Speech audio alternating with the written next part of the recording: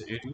Uh, I'm a World Bank consultant and then a consultant to Green Sahara. Green Sahara Farms is in Jos. We're collaborating with Forest Action in France. Forest Action is an organization owned by Chris Charles. And over the years, for the past 4 to 5 years, I've been consulting with them.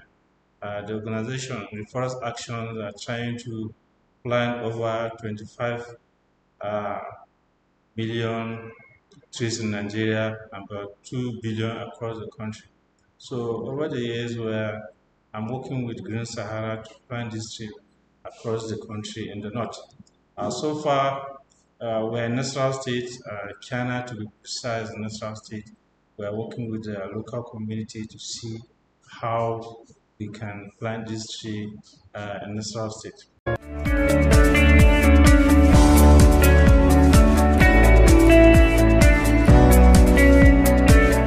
The Green Sahara Farm and tree planting initiative is to contribute to reducing carbon credit or carbon emissions and building climate resilience in Nigeria as well in this local community in the South State. By planting these trees, it's going to absorb the carbon in the atmosphere where can improve their health, and then it will now control climate change. We all know how the issue of climate change is across the globe. It's a global issue. So, and then the issue of carbon credit is now in the international market, where a lot of organizations can buy this credit, carbon credit.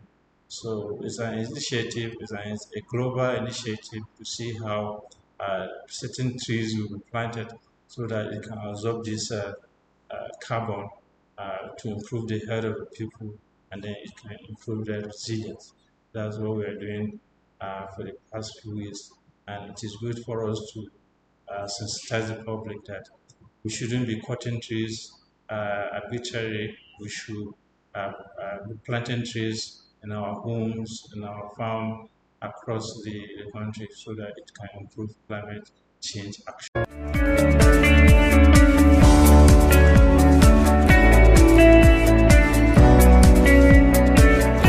Green Sahara tree planting project help to rehabilitate the degraded land and forest protection.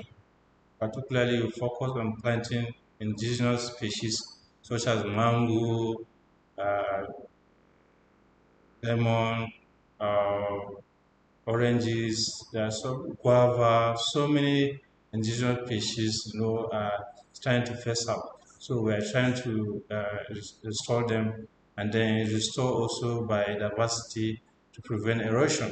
We all know how gully erosion has affected different community across the country. So the focus in tree planting is to restore these dedicated land and then rehabilitate other ecosystem that is affecting this community. It also helps to reverse desert and encroachment across the region. By the time you go up north, there's desert encroachment. That's why people, the herders, cattle area are moving down south, and then that will having this conflict between the herders and the farmers. So the focus is to restore all this biodiversity, to control erosion, and then to improve the livelihood, and then the retention of the soil as well. These are some of the things we're doing.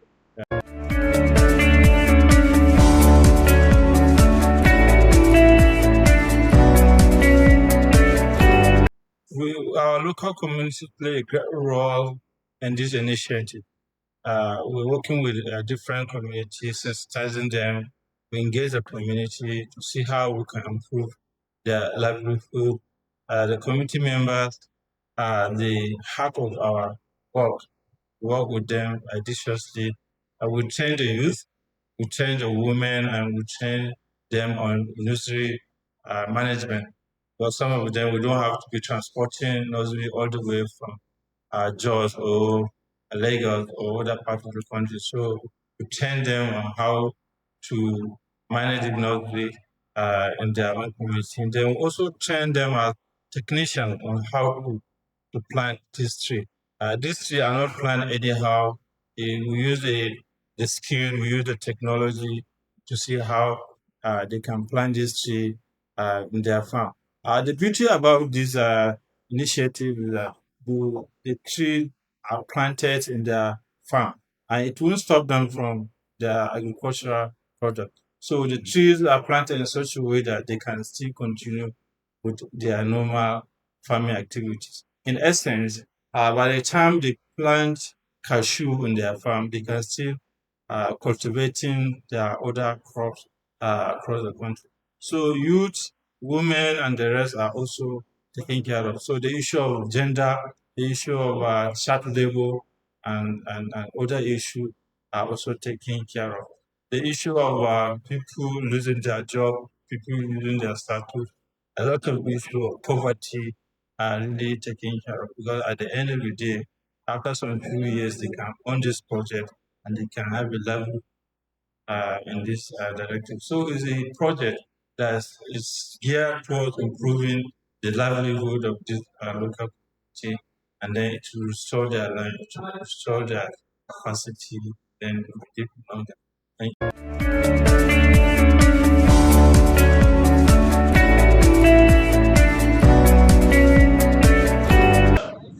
Tree planting supports food security and nutrition in our project. Through agroforestry, we integrate fruit trees and nitrogen fixing species into farm. So by so doing, this improve crop yields and diversify diet and reduce dependency on single crop. Because over the year, you see the farmers are depending only in their food crops. So by now, by bringing this agroforestry, it bring what diversity in diet, and it reduce dependency in their traditional crop that they've been doing over the years. Families also benefit from mangoes, from moringa, and other nutrient-rich foods, while the trees improve soil facility and stable crops. So you can see how the falling of these leaves also improve the fertility of the land. So it improves the land, it improves their nutrition and their dietary across the country. Some of them, they don't know the importance of moringa. The research has shown that moringa vitamins are far richer than many vitamins that you can find in oranges and the rest. So this can really improve their nutrition and their dietary and the rest. So mangoes too is also very, very important, and see how it can also improve the diet and food security across the country.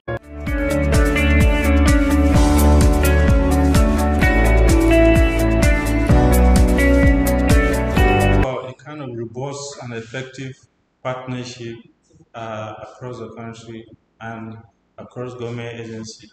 Over the years, in National State, I remember we're partnering with Ministry of Environment, where I designed a project on tree planting to see how, and particularly on cashew, to see how cashew can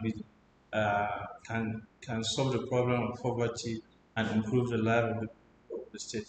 And if that design or that project is being implemented, it's going to be like a kind of agency where it can solve a lot of problems, a lot of issue of insecurity, poverty, livelihood can also be solved along that direction. We also partner with NGOs in the state in the area of sensitization, area of community engagement, area of uh, technical assistance to see how issue of forest management, forest uh, improvement, and the rest can be done. Also, there are also international organizations that we are partnering with them. That's why I mentioned the forest action, where they are giving us a kind of technical assistance in the area of carbon credit, in the area of forest management, in the area of forest conservation and the rest. So the partnership is robust. We also go to schools, secondary school, to see how we catch them young, the student in the secondary school, to give them that culture of tree planting, where they will grow with that tree. At the end of the day, by the time they get old, that tree can sustain them throughout their life. And we don't have that culture of tree planting. We keep on cutting trees without replacing them. So we go to school, we go to community to see how we can partner with them to see how they can restore back their forest. Because most of the forests in different community are degraded, don't find them again. And also, we also educate them in cutting trees. It's sad today in most communities you see how people bring in charcoal from the forest. Every day you see people cutting trees. So we educate people in this direction. So this alliance have to scale up from the what thousands of millions of trees that we are losing over the years to bring them back to life, and then that will improve our ecosystem, that will improve our health, and that will also help in livelihood of the people in different communities. So the partnership is robust. There's a synergy between the forest action, Green Sahara, Asia Farm, and different communities and government agencies across the state.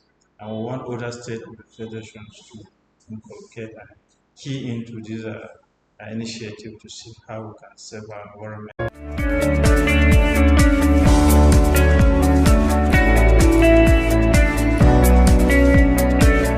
Tree planting. When I talk about tree planting, people thought it's just a mere thing. Tree is one of the gold mine that people don't know. And I will give you an example of cashew. Cashew is very, very important. Cashew is a foreign enemy of most country in the world. So let us not depend on oil. Let us not depend on white collar job. I'm calling on the youth in Nigeria to see how they can use tree to make them to be self-reliant, and then they can go on their own. There are a lot of cashew market in Nigeria. The Oshogo market, the Aigba market, the so many cashew market. You find out that international organization comes in to the market when the time for cashew comes. So is a business, is an agri business that you can earn in dollars, and it can make you to be self-reliant and looking for what color job. So apart from that, it also serves the environment, and it makes you to be self-reliant. So youth in Nigeria, because I'm calling on you to start planting tree now. Uh, there are cashew that you can plant in the next 14 months. You start yeah, getting dividend of it. And one cashew can give you about 3 kg gram. And that gram can use about 50,000. By the time maybe you have 1,000 tree, you know how much you can get in a year. Average about 3 million or more than that in a year. You can start improving. So we have to sensitize our people, we have to educate our people so that this can really reduce poverty in Nigeria. That's the whole idea. Reduce poverty through planting in Nigeria. Thank you.